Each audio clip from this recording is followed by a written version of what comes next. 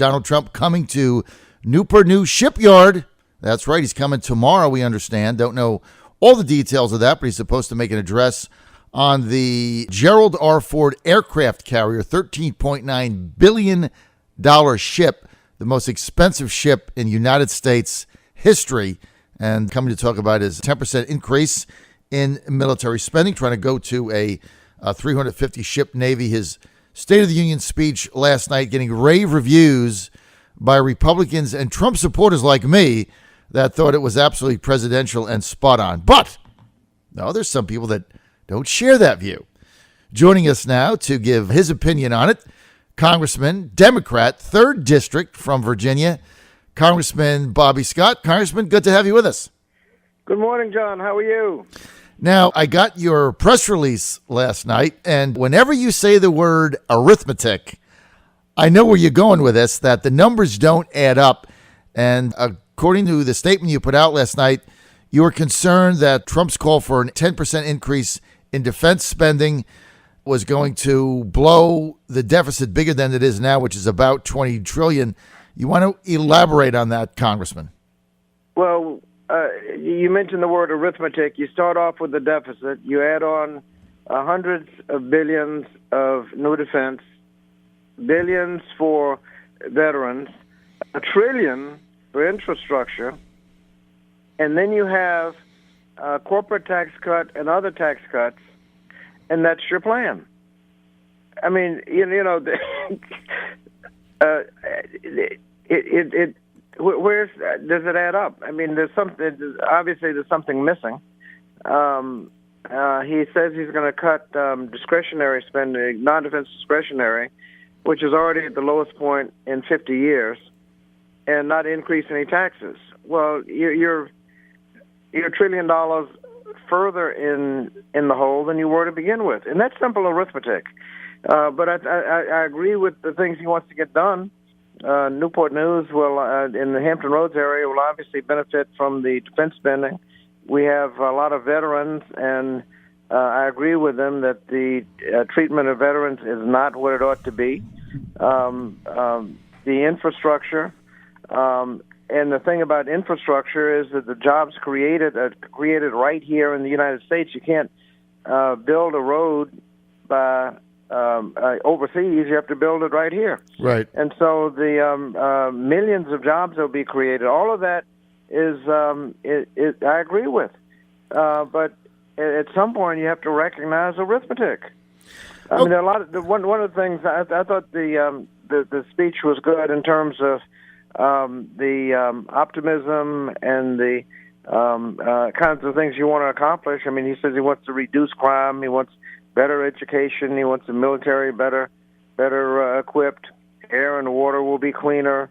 We're going to rebuild the infrastructure. We're going to bring the jobs from the foreign government. I mean, the only really specific legislative thing that you could kind of create, kind of convert into legislation was the idea of paid family leave. We know what that looks like legislatively, and you can vote that idea up or down.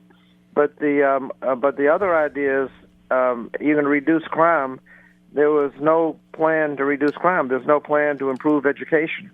There's no plan to clean water. Now, the House just passed a bill that allowed companies to dump coal ash into the water. I'm not sure how that is consistent with better water. We passed that bill a couple of days ago. But we're going to look for specifics. I mean, the health care plan. Repeal and replace the Affordable Care Act, Obamacare, with a better plan. We haven't seen the plan. And so it's kind of hard to evaluate the specifics when they're very light on specifics. But the goals of reducing crime, I've been working on that, and improving education, I've been working on that. Healthcare, if we can get a better plan, I'm for it. And so you had the optimism, but we need to see what the specifics are going to be.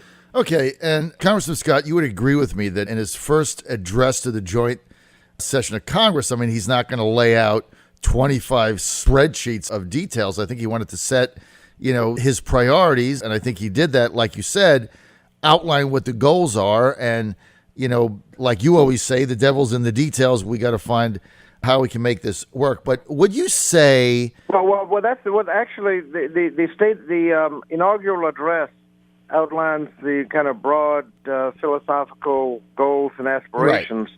Right. The joint session that follows, and this is the same in with a governor being inaugurated, and then a couple of days later he's given a joint session in the General Assembly. Usually you have legislative specifics as to how you're going to achieve the things you just talked about in your inauguration. So the joint session is, they're always kind of broad kind of ideas, but the joint session really is usually an opportunity to talk about specific legislative actions that the people you're talking to, members of Congress, can get to work on. It's hard to get to work on. We're going to reduce crime. Right, but you would agree this president, this movement, the way it goes about things, hasn't fit the traditional script, so he's going off it a little bit. Let's see what the specifics are. But would you agree with me that President Trump appeared presidential last night? Yeah, it was a much better speech than the ones he's given in the past, I think, and most of the commentary is on how presidential it was. He stuck to the script, and that was helpful. He didn't go off script and start talking about things that were demonstrably false. He's talked about his unprecedented electoral college victory, better than anything since Reagan, and I think it may have been the worst since Reagan. The size of the crowd. You think things that he didn't go off script into things that were just demonstrably not true, and he kept to the high ideals. The challenge is going to be how you when you said several times we have a crime problem that needs to be addressed, particularly in the inner cities. I've been working on that for 30 years. That's right. So when we get to the specifics, I hope the initiatives are things that will actually accomplish that goal. So, Congressman, one thing's interesting that you said, and I'm just going to ask you this question. You've been very consistent in being a deficit hawk, no question. You have been. First time I met you in your office, you pulled those spreadsheets out and said, we got to get this debt under control, et cetera. So you have been very consistent. So you have authority on this issue. But a lot of the Democrats, Obama went from 10 trillion to upwards of 20 trillion in debt. Nobody said a word. Now all of a sudden everybody's concerned about it on the Democratic side. And I'm not saying Congressman Bobby Scott, because you've been complaining about it when it was 5 trillion. Some of this is compared to what? The deficit, which is usually measured as a percentage of the GDP, is actually better than it has been in the past. We're making progress. If you have a deficit, you're adding to the debt. But as a percentage of GDP, the deficit is smaller. The next question is, what will the deficit as a percentage of GDP be better or worse under this budget? Right now, we're looking at, if we don't do anything at the rate we're going, we're not talking about deficits, annual deficits in the $1 trillion range, which, if you could eliminate all non-defense discretionary spending, all defense discretionary spending, and not balance the budget. Can we? It is headed so far out of control that that our economic security will be at risk. You have to have a serious plan, and you have to acknowledge the reality of arithmetic. Right. You can't. You were at the debate we had. Right. It's Christopher Newport, where it is not unusual for people to say, my budget plan is to increase defense spending, cut taxes, and the budget will balance. That's inconsistent with arithmetic. You have to have something on the plus side to reduce the deficit. You can't have everything that you mentioned increases the deficit. And when you have a $1 trillion infrastructure program, which we need, right? But you got to raise $1 trillion in taxes to pay for it. Well, what if you... The Affordable Care Act, the reason they're having trouble repealing the Affordable Care Act is if you repeal the thing root and branch, the program was more than paid for. It would actually add to the deficit if you repeal the Affordable Care Act, because presumably you're going to repeal all the taxes that paid for it, and there are more taxes paying for it than the services provided. So there's a significant increase in the deficit if you repeal the Affordable Care Act. So you have to either raise taxes or cut other spending if you're going to be revenue neutral, deficit neutral on repealing the Affordable Care Act. But wouldn't you agree, look, we're averaging very anemic growth, about 1% growth, economic growth. I mean, if we were at 3.5% or 4% like we were under Reagan, I mean, then your gross revenues would go up dramatically. And if you did that, then wouldn't that bring some of the debt down? Yes. I mean, that's simple arithmetic. Right. That the growth helps the because if you grow, you increase revenues without. I mean, and your spending stays the same. The arithmetic would conclude that helps the deficit. But let's see what the plan is to increase growth. The fact is that over the last 8 years, we had a constant, consistent job growth. Wasn't what it should have been, what we'd like it to be, but it was consistent and on the plus side. Remember, under the previous administration, the job growth was about the worst in 50 years. In terms of the Dow Jones Industrial Average was worse after 8 years than it started at the beginning. By every measure, the economic plan was a disaster. Now, then you go to policy. Are you going to go back to the policies that you had when the economy and budget were in disaster? I would hope or not. Or are you going to try to improve it? And the question is, what are you going to do to improve it? And you get back to arithmetic. If you're going to have a growth, I mean, the infrastructure bill, I think, is one where you're creating jobs. That adds to the economy. That adds to growth. And the spin-off effects, every time you spend $1 on a road, some road builder goes to spend the money on something else, and it gets into the economy. And it's not like buying products from overseas where a lot of the economic activity kind of seeps away. That's right. It's all right here in the United States. So the infrastructure plan is a great idea. The only problem is you have to come up with some idea to deal with the budget reality of paying for it. Yeah, well, do you think President Trump is going to get us out of these wars? I mean, just bottom line it. It's hard to say. I mean, I was delighted when he said that we actually will keep our commitment to NATO. There have been statements that he's made otherwise that suggest if we pull out of NATO, there's the question of what's going to happen around the world. I would hope that we can get out of the wars. President Obama, I think, tried to get out of the two wars, and we're still in Iraq and still in Afghanistan. I'm hopeful. I don't know what the plans are going to be. All right. So deep down, when you were sitting there last night, Congressman Scott, be honest. Deep down, when you were sitting there was some of what President Trump said that you really liked, right? I liked all of what he said. I mean, we're going to reduce crime. I like that. Right. Infrastructure. I've been working on crime policy from a perspective of actually reducing crime and saving money. We know there are a lot of initiatives that reduce crime and save money. Right. If he wants to reduce crime, that's what I've been working on. Right. Improving education. I'm the ranking member on the Education Committee. I want to work on that. But clean water.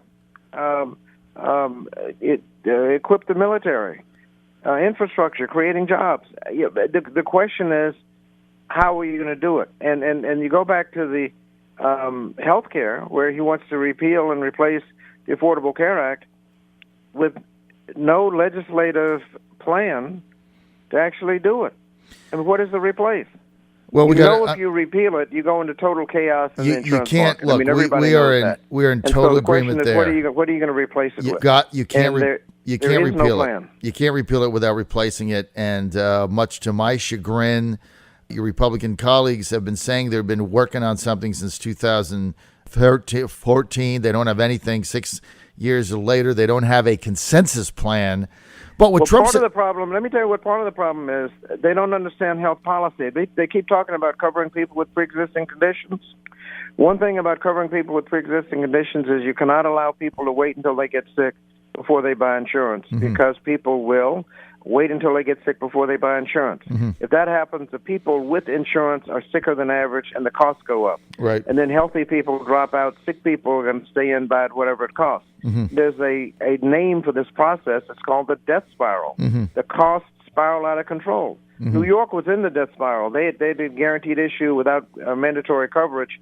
When mandatory coverage came in, costs for individual coverage went down 50% overnight because you had a mandate.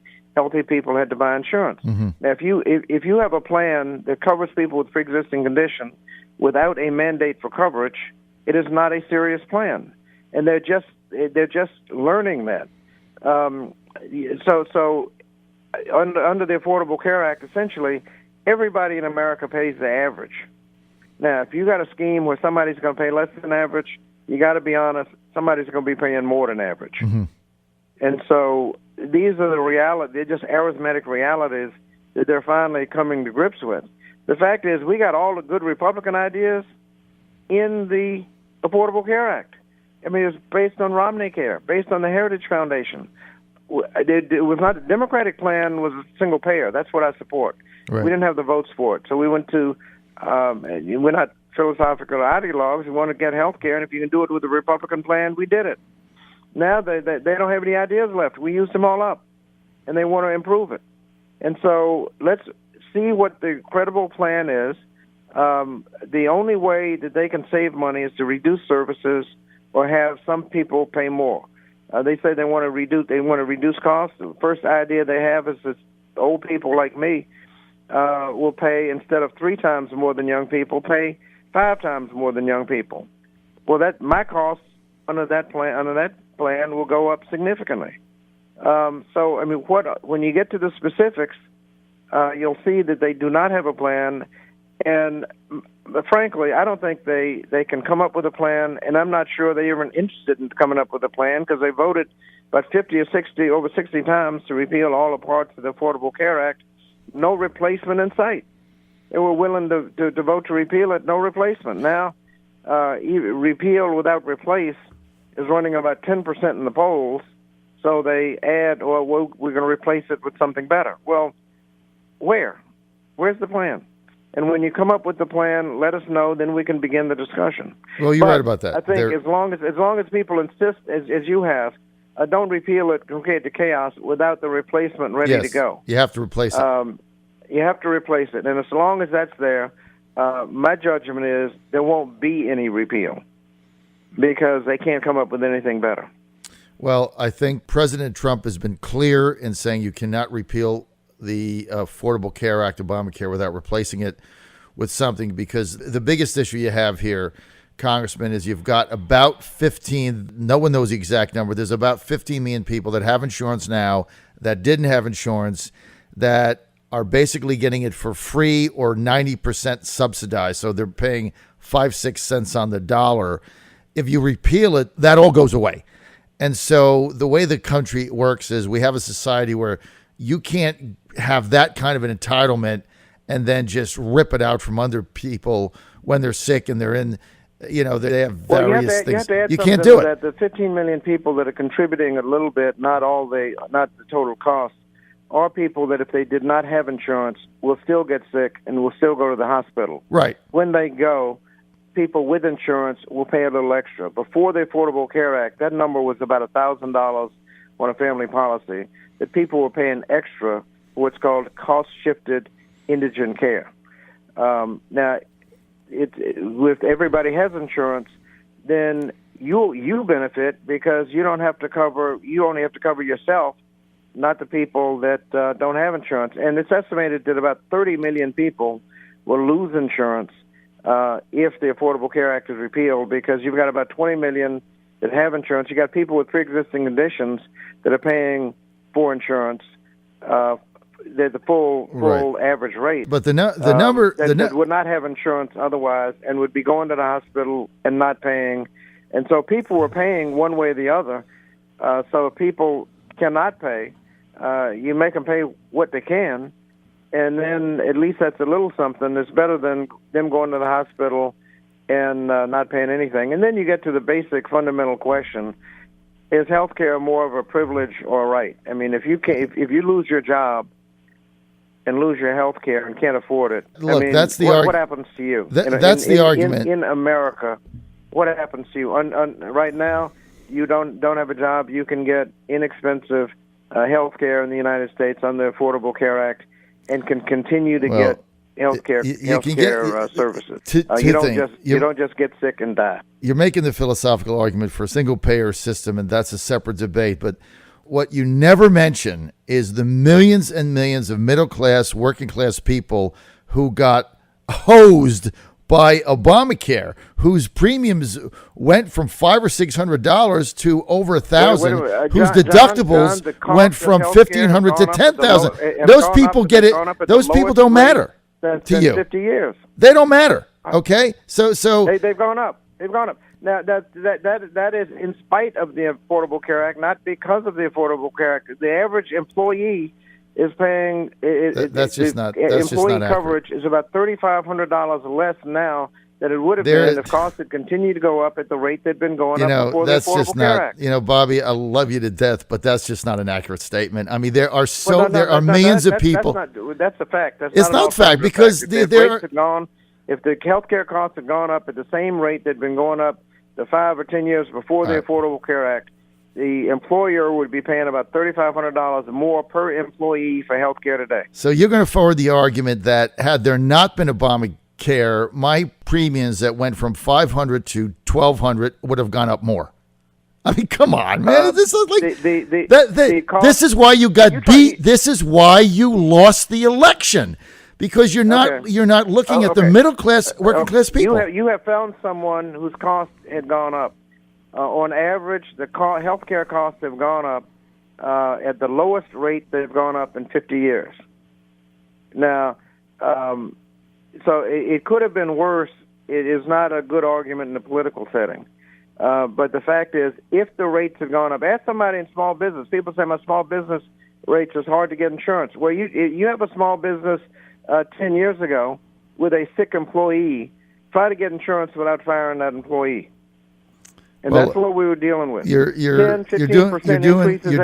You're doing bait and switch. People were coming in 5, 10, 15%, 20% increases every year. That's what we were dealing with. People think that the costs weren't going up before the Affordable Care Act. They're going up twice as fast not the before the Affordable Care Act. But look, Act. Congressman, this is why you guys lost the election, because you forget about middle class and working class people. And that's why you we threw them to the wolves. People were condemned the fact that rates still going up. But let me tell you what's going on now.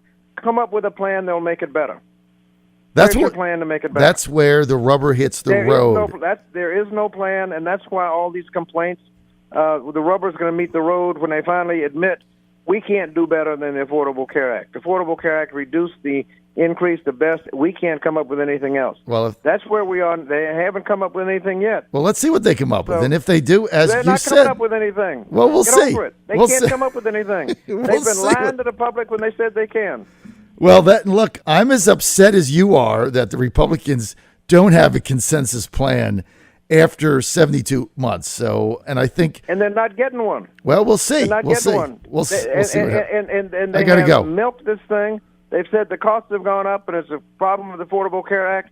Then they stop talking. They don't say, and here's a plan that will make it better. Let's see what the plan is. And if you look at the plans, look at the only way they can reduce costs are to reduce services.